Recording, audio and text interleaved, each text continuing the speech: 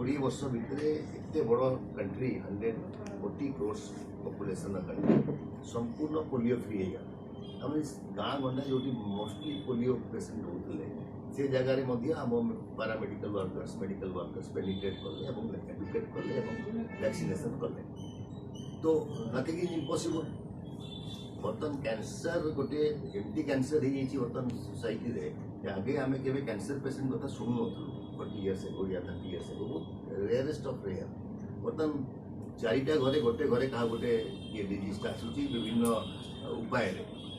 तेणु जोटा प्रिवेंटिव अच्छी आम प्रिवेंट करी आम तार प्रिकॉशंस नहीं पार नेबा उचित तेणु बहुत भल है मुझे मोर आइडिया नी आज आप शुणला गोटे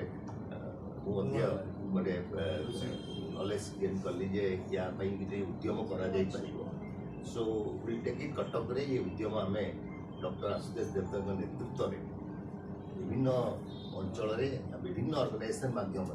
जिते सोशल ऑर्गेनाइजेशन अच्छा आम डाकू समस्त को मैडम को भी डाकू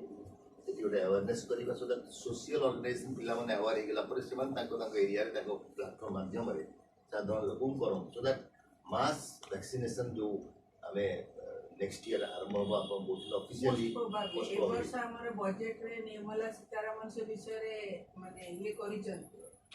हिंट्स देइचंती किंतु आम एक्सपेक्ट करछु जे नेक्स्ट ईयर को सेटा सैंक्शन पायलट प्रोजेक्ट हो ओडिसा पई सो दैट एटा मेडिकल हब